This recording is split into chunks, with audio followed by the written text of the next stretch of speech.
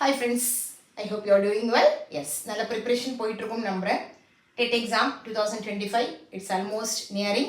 Yes, only 1 week we have. Coming Saturday for TET 1 இருக்கு. Sunday TET 2. Am I right? Yes. And TET 1, TET 2 mostly வந்து ஈஸியாக இருக்கும் நம்புவோம். ஈஸியாக தான் இருக்கும். எஸ்பெஷலி நம்மளோட இங்கிலீஷுடைய 30 மார்க்ஸ் அப்படியே மேக்ஸிமம் எடுத்துடலாம். எப்படி எடுக்கலாம், எப்படி பண்ணலாம்? ஜென்ரலாக நம்ம எல்லா டாபிக்ஸும் கவர் பண்ணியிருக்கோம். For example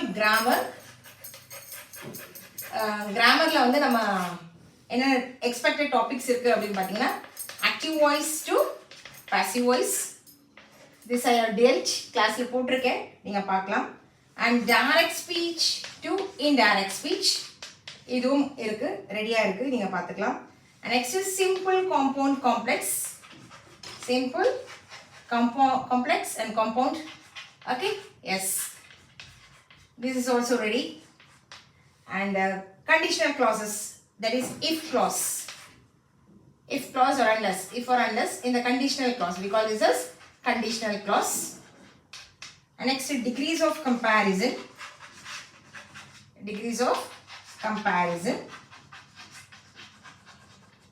and next, types of sentences.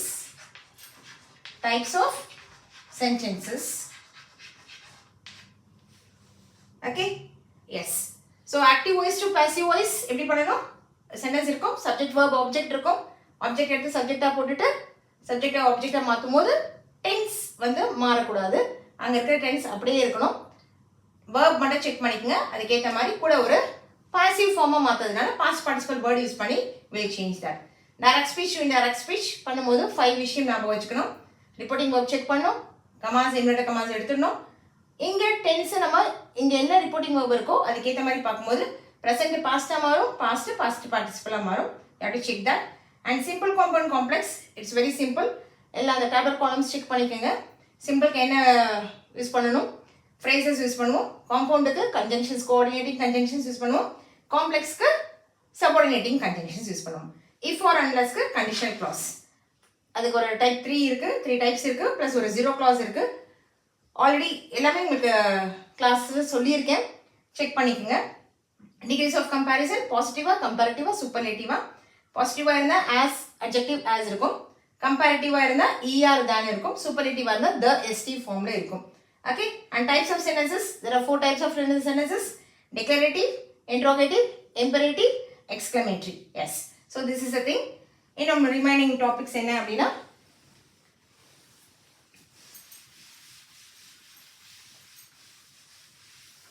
S sentence pattern,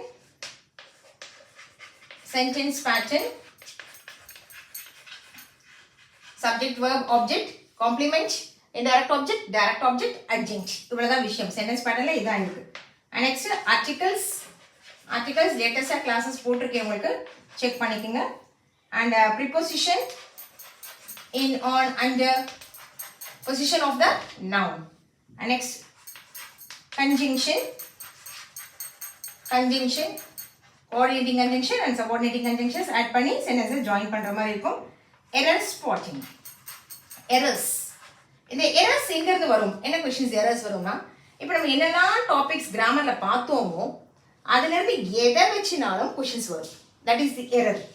Okay, and usage of adjectives and adverbs,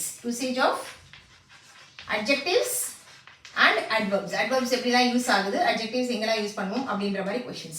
So this is a major topics in grammar which you will be having for your exam 2025 ஓட questionsல இப்படி தான் இருக்கும். இதை base பண்ணி தான் உங்க questions வரும். இப்பவே பாத்தீங்கன்னா கிட்டத்தட்ட 12 டாபிக்ஸ் இதுல வந்துருச்சு, கரெக்ட்டுங்களா? ஸோ அப்போ 12 மார்க்ஸ் நமக்கு கன்ஃபார்ம், 12 மார்க்ஸ் நமக்கு இங்க confirm. Okay, yes. So grammar topics இது எல்லாமே உங்களுக்கு நான் கிளியரா ஐ கிவன் யூ, எப்படி பண்ணணும், என்ன கொஸ்டினை பார்த்தா என்ன மாற்றணும்னு சொல்லியிருக்கேன். ஸோ அதெல்லாம் பார்த்துக்குங்க, ஒரு வாட்டி செக் பண்ணிக்கிட்டீங்கன்னா you will easily score your 12 marks. Yes, next vocabulary. Next topic is vocabulary. Vocabulary questions என்னென்னா அப்படின்னா synonyms, synonyms na adha meanings, antonyms, அதோடைய opposites homophones, homonyms, homographs. Yes. And next, anagram and antigram. Anagram and antigram. Next, euphemism, eponymous, euphemism and eponymous. Next is syllables. Yes. So இங்கேயும் உங்களுக்கு ஒரு 5 questions வந்தாச்சு. Okay.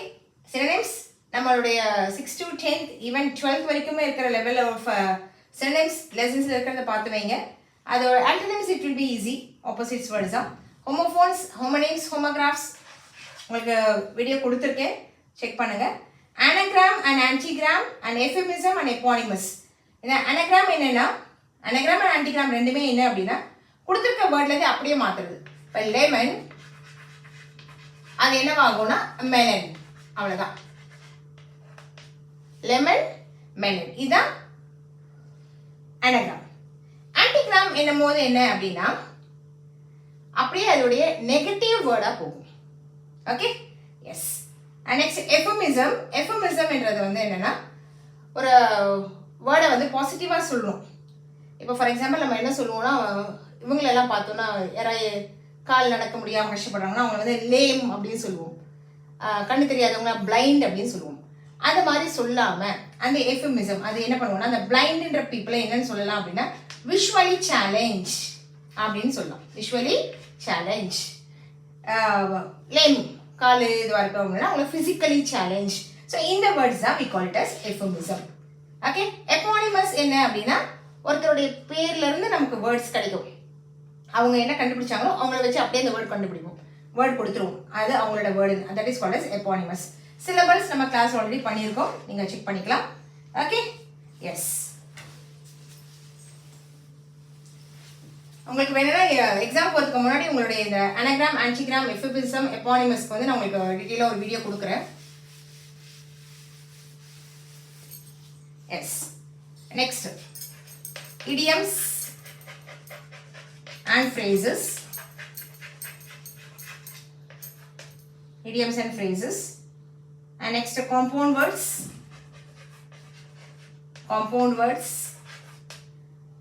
Affixes na prefix suffix.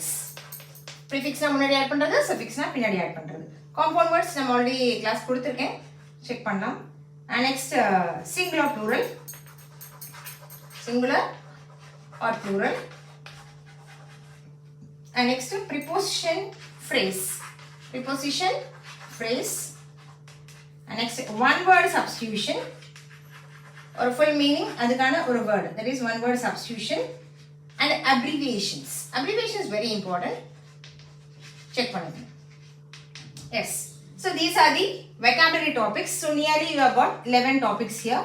So already grammar topics la or 12 irukku, inga or 11 irukku.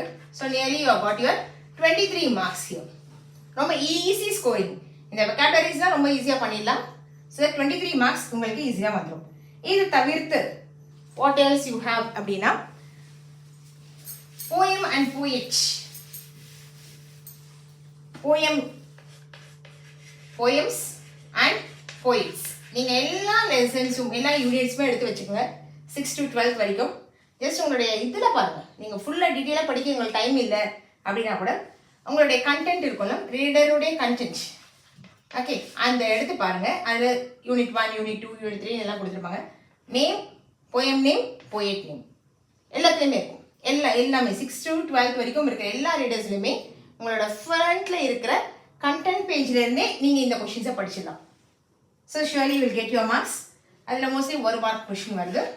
And next, poetic devices வந்து simile, metaphor and alliterations. Okay, எது கேட்டாலும் you can attend. அதுக்கும் நான் உங்களுக்கு வீடியோ கொடுத்துருக்கேன், செக் பண்ணி பாருங்க. அண்ட் ஃபைனலி டீச்சிங் மெத்தடாலஜி என்ன அப்படின்னா நம்ம பிஎட்ல படிச்சிருப்போம், அதை பேஸ் பண்ணி கொஷின்ஸ் இருக்கும்.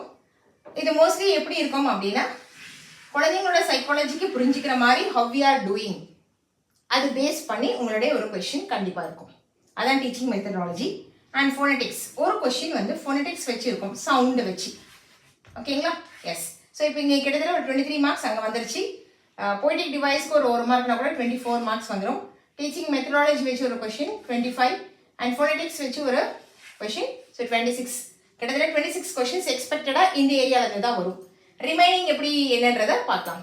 ஸோ ஆல்மோஸ்ட் 30 கொஷின்ஸ் ஷுவராக யூ கேன் அட்டென்ட். 30ல் maximum I believe maximum 24 questions you can attend. Okay, for your kind information, now on the 2012 batch, 2012 TET batch, first TET le clear பண்ணி I got into government job. இதை இன்னைக்கு தான் உங்களுக்கு reveal பண்ணுறேன். 2012 TET batchல first attempt le I cleared my TET examination with 97 marks. First appointment le முடிஞ்சிருச்சு. அதில் being English subject எனக்கு வந்து 29 marks out of 30 I got in English. ஒரே ஒரு மார்க் தான் மிஸ் ஆச்சு இங்கிலீஷில். அது because of my own carelessness. அது நான் ஃப்ரெண்ட்ஸ்க்கெலாம் அழகாக டீச் பண்ணிட்டேன். பட் நான் பண்ணும்போது கொஞ்சம் கவனிக்காமல் விட்டுட்டேன். That's why I lost my mark. But anyways I hope my followers, my viewers, நீங்களாம் அதை அச்சீவ் பண்ணுவீங்க. You will succeed in your TET examination with full 30 marks I expect. Okay? Thank you. Have a nice day. All the best.